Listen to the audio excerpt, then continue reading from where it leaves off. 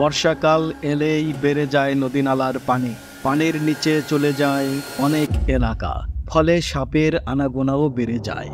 এ সময় সাপের কামড়ে প্রাণ হারান অনেকে। বর্তমানে সাপের আতঙ্কে আতঙ্কিত দেশের বেশিরভাগ এলাকার মানুষ। এ সময় সাপ কীভাবে তাড়ানো যায় সে চিন্তায় অস্থির এসব এলাকার মানুষ। তাই সাপ তাড়ানোর কিছু উপায় জানা সকলেরই উচিত। অনেকের ধারণা সাপের ঘ্রাণ শক্তি নেই, কিন্তু আধুনিক বিজ্ঞান মতে জ্যাকবসন্স অর্গান নামের একটি খুবই শক্তিশালী স্মেল সেন্সরের সাহায্যে সাপ বিভিন্ন ঘ্রাণ বুঝতে পারে। বেশ কিছু গন্ধ সাপ সহ্য করতে পারে না।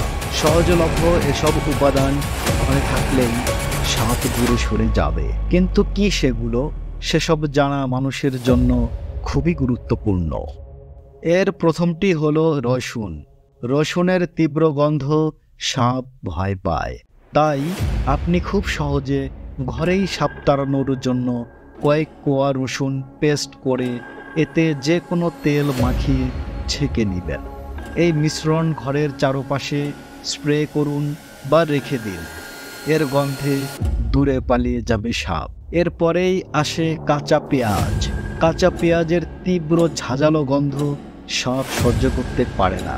কাঁচা পেঁয়াজের রস সাপ দূরে রাখতে সাহায্য করে। তাই কাঁচা পেঁয়াজ কেটে বাসাবাড়ির বিভিন্ন স্থানে রেখে দিতে পারেন।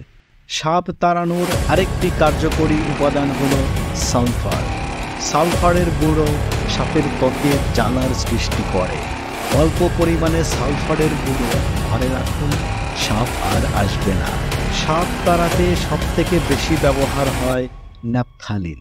এর তীব্র গন্ধ সাপ সহ্য করতে পারে না। তাই ঘরের ভিতরে ন্যাপথালিন ছড়িয়ে রাখুন। আস্ত ন্যাপথালিনের সঙ্গে কয়েকটি গুঁড়ো করে বা মিশিয়ে রাখুন।